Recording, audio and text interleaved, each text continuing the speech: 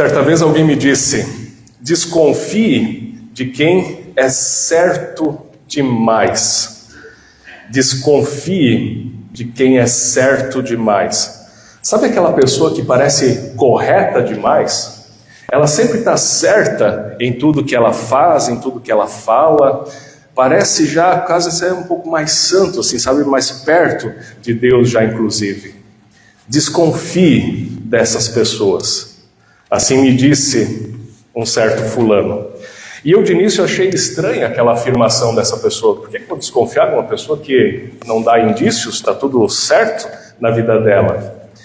Mas hoje eu avalio que essa pessoa tinha uma certa razão na sua avaliação, no seu julgamento, na sua constatação. Não é querer julgar as pessoas, apenas uma dica daquela pessoa.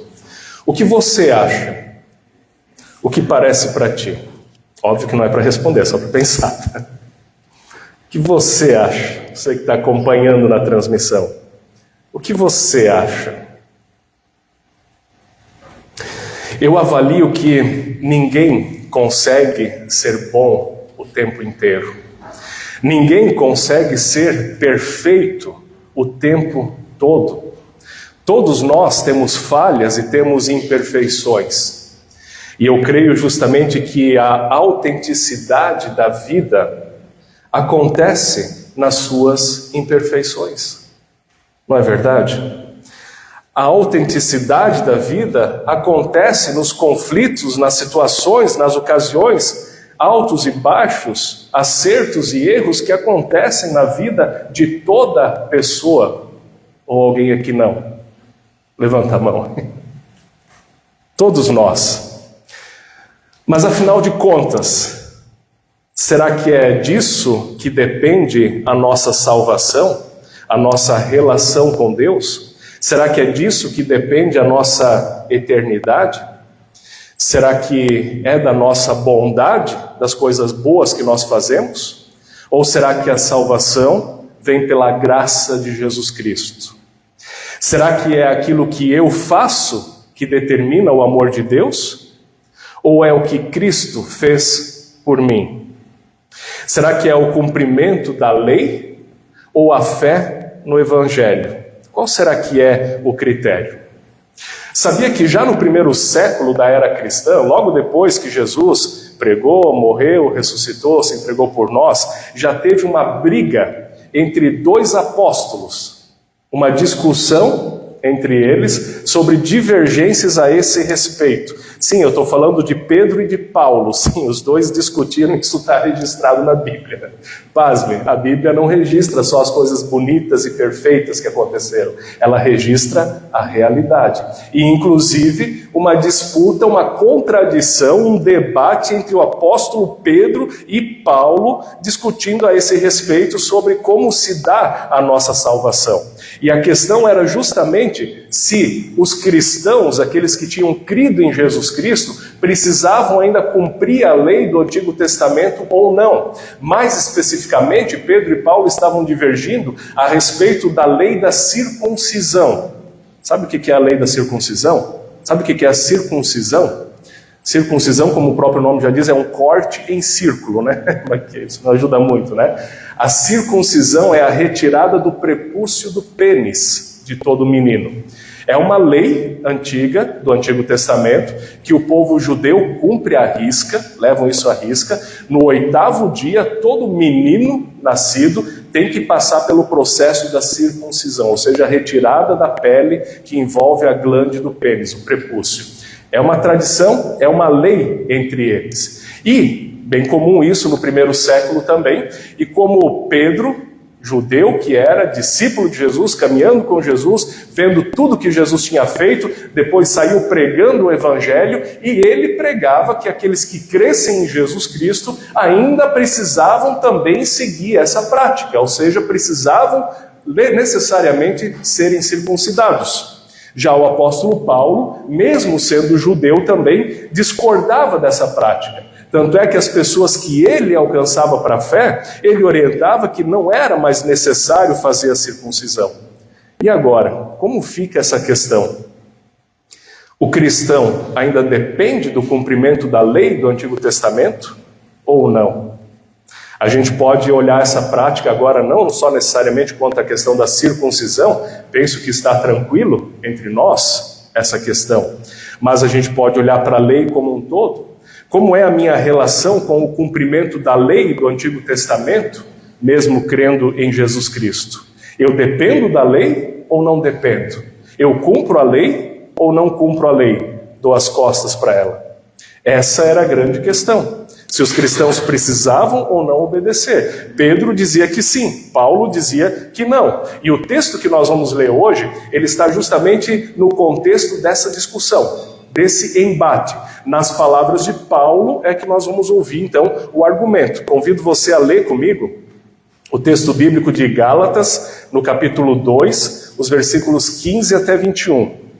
Gálatas, a carta que Paulo escreveu aos cristãos da Galácia, da região da Galácia, por isso Gálatas, no capítulo 2,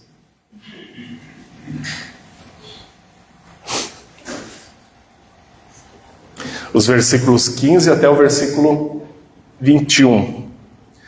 E perceba um pouquinho, olhando o contexto, se você tem a Bíblia em papel, você vai perceber que já no capítulo 2, no capítulo 1 de Gálatas, Paulo fala do seu ministério, de como ele chegou à fé. E depois eu vou falar um pouquinho da história da vida dele. No início do capítulo 2, Paulo fala do ministério dele para os judeus e os gentios. No versículo 11, bloquinho superior ao que nós lemos, Paulo repreende a Pedro. Olha só, Paulo repreendendo Pedro.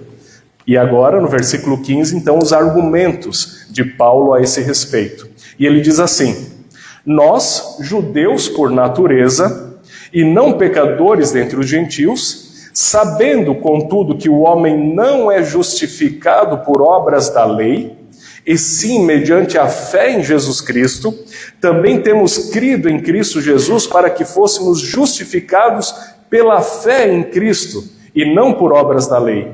Pois por obras da lei ninguém será justificado. Bem claras as palavras dele, né? Mas se nós, procurando ser justificados em Cristo, fomos também achados pecadores, será que isso significa que Cristo é ministro do pecado? Se a gente que crê em Jesus Cristo ainda peca, será que Jesus está legitimando isso? Certamente não.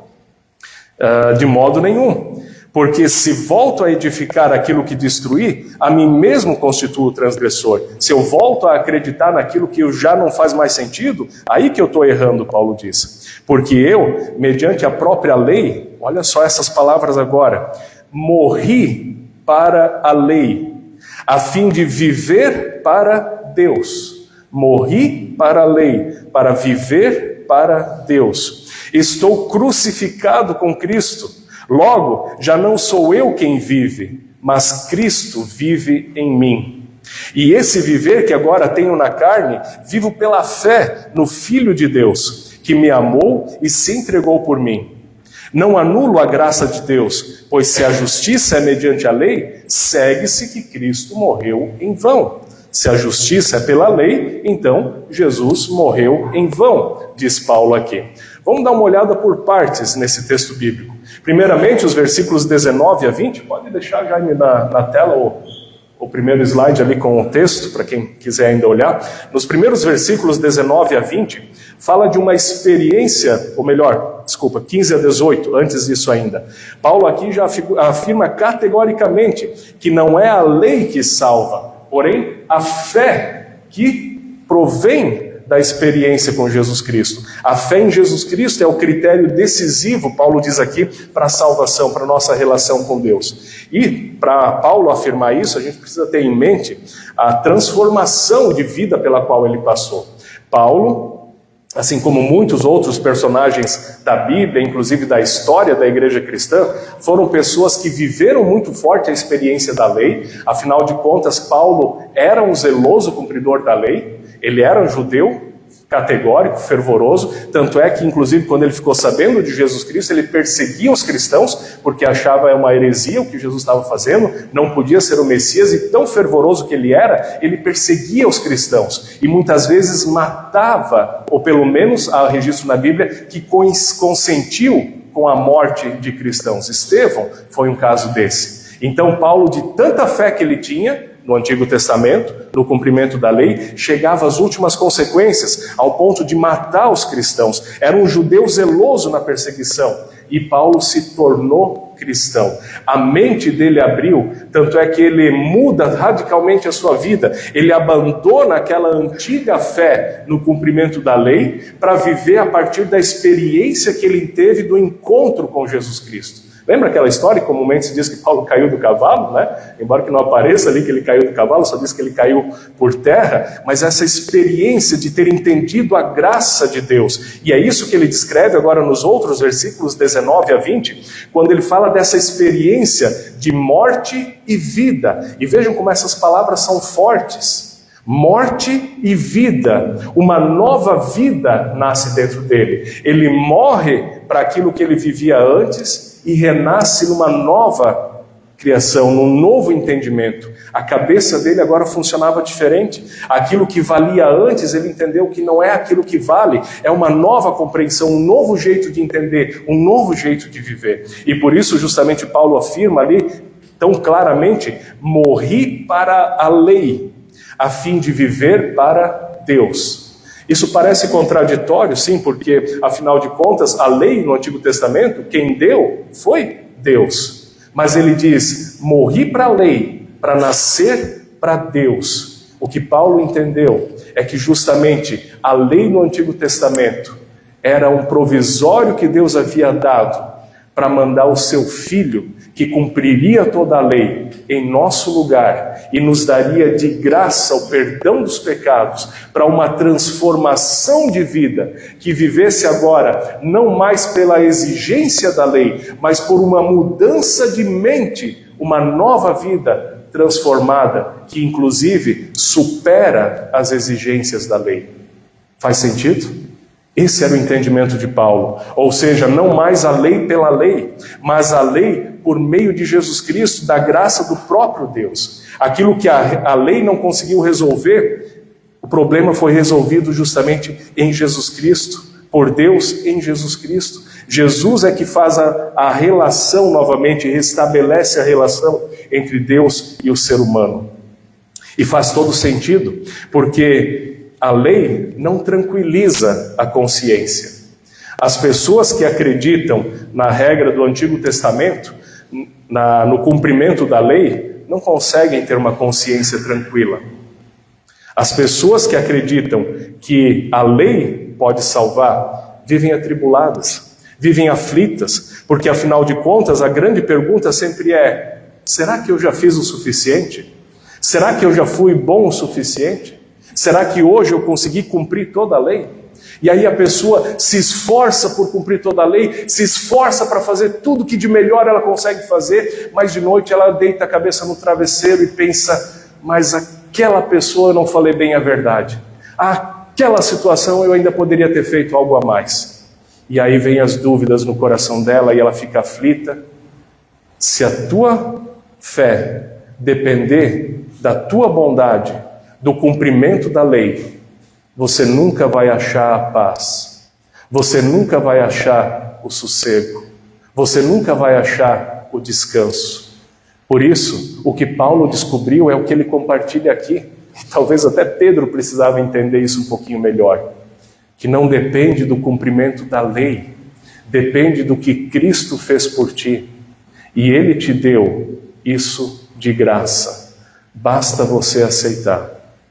Por isso, quando de noite você deita a cabeça no travesseiro e o diabo começa a jogar aqueles pensamentos, diz: você falhou aqui, você falhou lá, você errou ali, você errou acolá, você pode dizer para o diabo: é verdade, mas não é disso que depende, afinal de contas Jesus morreu por mim, e é nele que eu confio.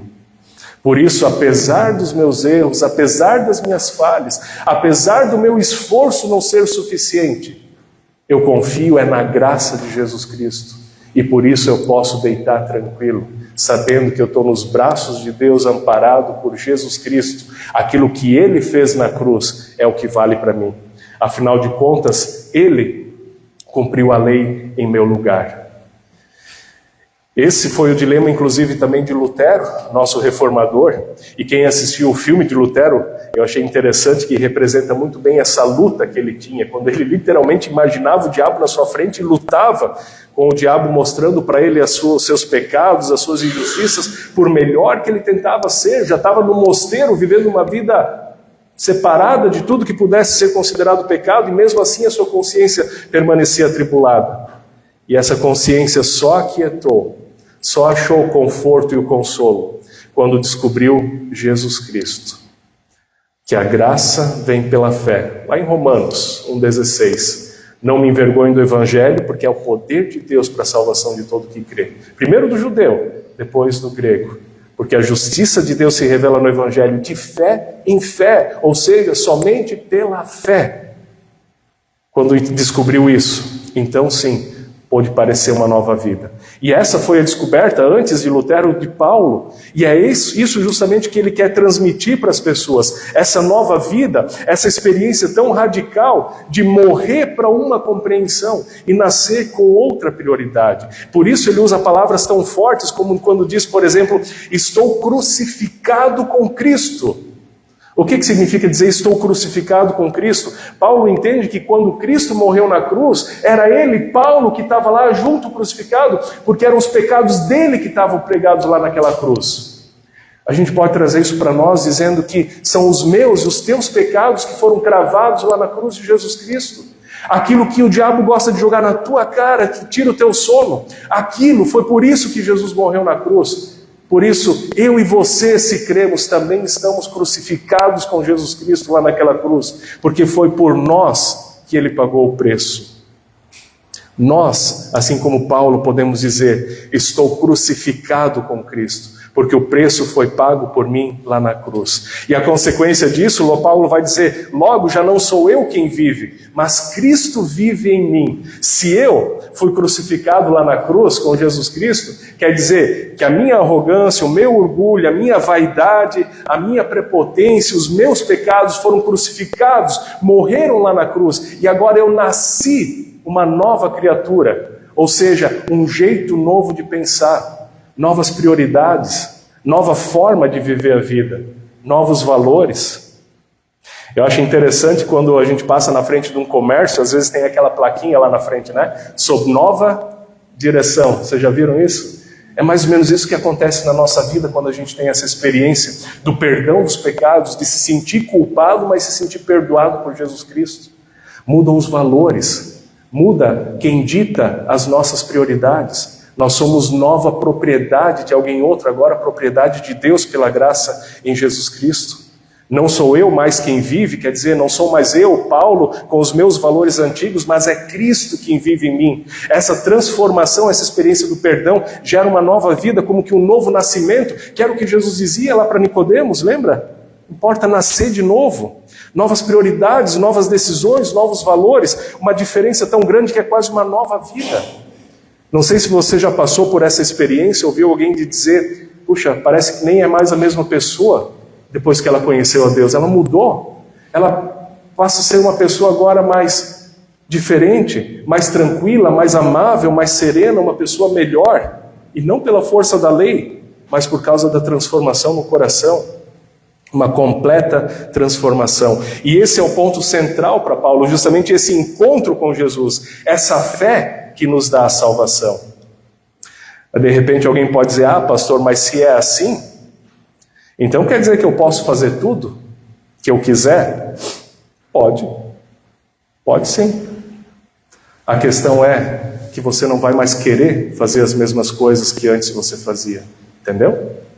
Pode fazer tudo o que você quiser, mas se você viveu essa transformação, quer dizer que o teu querer foi transformado. Você não vai mais querer viver a vida de pecado. Você vai querer viver uma nova vida. E é claro, aí entra a tentação. Entra o diabo tentando trazer você sempre de volta para a velha vida. Pode fazer tudo, mas se a tua mente foi transformada, tudo muda. Paulo vai dizer isso num outro momento, quando ele escreve para os Coríntios. Ele vai dizer, todas as coisas me são lícitas. Ou seja, eu posso fazer tudo, mas nem todas convêm. Não convém que eu faça todas as coisas. Não convém que eu machuque outras pessoas. Não convém que eu faça o mal para outras pessoas. Não convém que eu prejudique outras pessoas. Todas as coisas me são lícitas, Paulo diz, mas eu não me deixarei dominar por nenhuma delas. 1 Coríntios 6,12. Entendeu a lógica de Paulo? Nós estamos olhando um pequeno trechinho da palavra dele, mas a sua teologia, a sua lógica é mais ampla. Bom, diante disso, Tiago, acho que estava junto com Pedro, depois ele vai dizer, porém, assim como o corpo sem espírito é morto, também a fé sem obras é morta. Dá para perceber como Pedro, Tiago pensam uma outra lógica aqui, né? E aí eles debatendo com Paulo, vão dizer, tá bom, Paulo, você está certo, mas a fé, se ela não tiver obras, ela é morta. Tudo bem, a lógica deles inclusive acaba coadunando com o que Paulo está falando aqui, mas sob uma perspectiva ligeiramente diferente. Porque Paulo vai falar em outra perspectiva, as obras que procedem da fé. Ele vai dizer que são frutos. Ele vai dizer que são frutos da fé. Por isso, lá em Gálatas, no mesmo capítulo, no mesmo livro, Gálatas 5:22, ele vai dizer, mas o fruto do Espírito é amor, alegria, paz, longanimidade, benignidade, mansidão. Contra essas coisas não há lei. O que Paulo está dizendo que Tiago, Pedro com certeza concordaria que dizer a fé sem obras é morta, Paulo vai dizer é que a fé, essa transformação que a gente passa na nossa vida, ela produz frutos. Assim como um pé de maçã não tem como fazer outra coisa a não ser produzir maçãs. É fruto, é consequência que brota espontaneamente de uma vida transformada. A grande questão é que a lei antes dizia, você tem que produzir maçã. Mas se aconteceu essa transformação, agora você produz a maçã espontaneamente e sem aquela pressão da lei que mata, que oprime, que condena. Faz sentido? Fruto é fruto, não é requisito. Fruto é consequência, não é produto prévio. A partir de então, o cristão vive uma batalha, obviamente. Aí vem a tentação da carne contra o espírito, que Paulo vai falar dessa luta interior, essa luta invisível, essa batalha espiritual. E nós podemos até usar uma palavra mais comum para isso. Eu gosto mais da palavra tentação. É verdade. Quando a gente decide caminhar com Deus, quando a gente decide entregar a sua vida a Ele, quando a gente decide viver essa mudança, essa transformação e crer na graça de Deus, passa a agir sobre nós a tentação. Ninguém de nós está livre da tentação. E o próprio apóstolo Paulo, quando ele escreve para os romanos, ele vai dizer dessa sua luta interior, quando ele diz assim, capítulo 7, 24 e 25, miserável homem que sou, quem me livrará do corpo dessa morte? Graças a Deus por Jesus Cristo, nosso Senhor, que de maneira que eu, de mim mesmo, com a mente, sou escravo da lei de Deus, mas segundo a carne sou escravo da lei do pecado. E o próprio apóstolo Paulo vivia essa tentação, como que essa luta dentro dele, que não é uma luta física, é uma luta espiritual, de valores, de prioridades, de decisões. Faz sentido o que eu estou dizendo?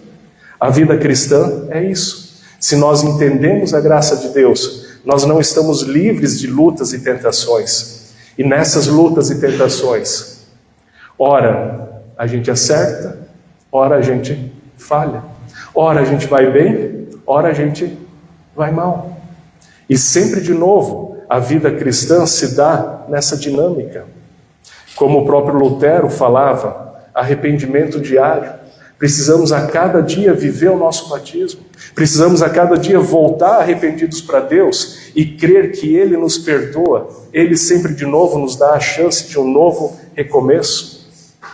Sabe, o cristão não vive essa luta, o cristão que não vive essa luta, eu penso que ainda não aprendeu a graça de Jesus Cristo.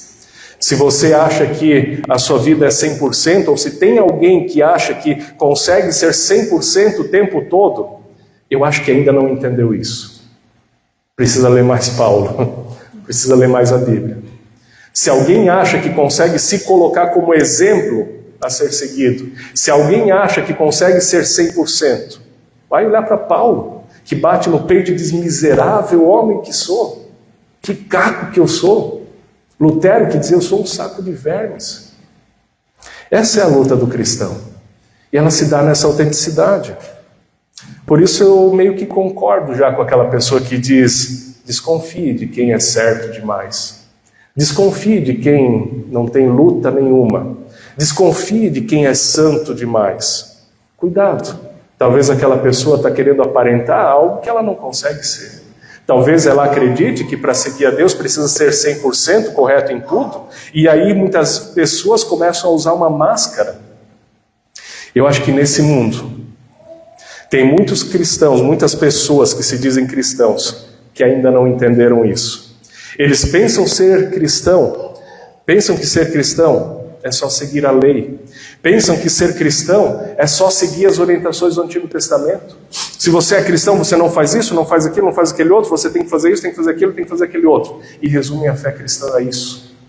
Cuidado, é uma fé ainda muito rasa. Essa é a fé dos fariseus. Essa é a fé daqueles que entravam no embate com Jesus, que pensam que são capazes de cumprir a lei, que pensam que são capazes de cumprir a lei. E se você pensa assim, a sua confiança está em si mesmo e não em Cristo. Como Paulo vai dizer no final do seu texto, logo então, Cristo morreu em vão. Se você acredita em si mesmo, Cristo morreu em vão, porque Ele morreu pelos teus pecados. Ou seja, morreu para te perdoar. Se você não precisa de perdão, não tem por que Cristo ter morrido. Esse tipo de teologia gera uma hipocrisia, uma vida de aparências. Esse tipo de teologia gera pessoas que ostentam algo que não conseguem ser. E eu pessoalmente tenho uma certa ojeriza a esse tipo de atitude. Parece contraditório o pastor dizer isso, mas eu não gosto de gente que é crente demais. Eu não gosto de gente que acha que é certinho demais. Eu já reparei, às vezes tem gente que parece que muda a voz para orar. Não sei se você já reparou isso. A pessoa está lá conversando de boa, toda descontraída, aí vai orar. Senhor, chegamos na tua presença. Mas estava onde antes? Você chegou agora na presença de Deus. Parece teatro. Tem colegas, pastores, não estou falando de denominações, que quando estão com as pessoas é uma coisa, mas subiu no púlpito, parece que se transforma. Gente, que teatro é esse? Que teatro é esse? Vida de fé é espontaneidade, é transformação do dia a dia, não só quando está no púlpito, quando está no dia a dia, quando está na vida, quando está orando e quando está conversando. Não é teatro. Vida de fé não é teatro.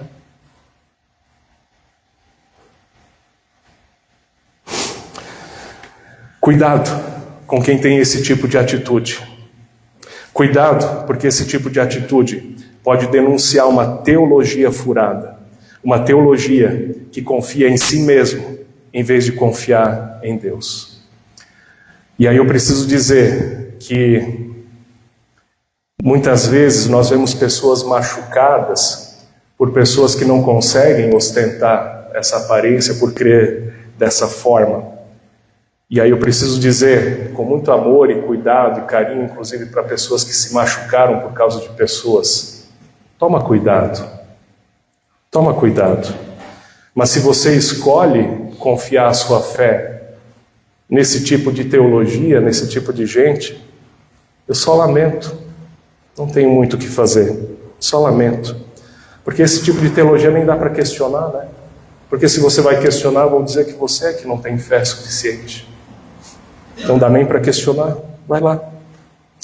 Mas quando você se decepcionar, estaremos de braços abertos para te receber. Se você quer ser pecador com pecadores, aqui é o teu lugar. E juntos, nós vamos e vivemos para a graça de Jesus Cristo. Amém?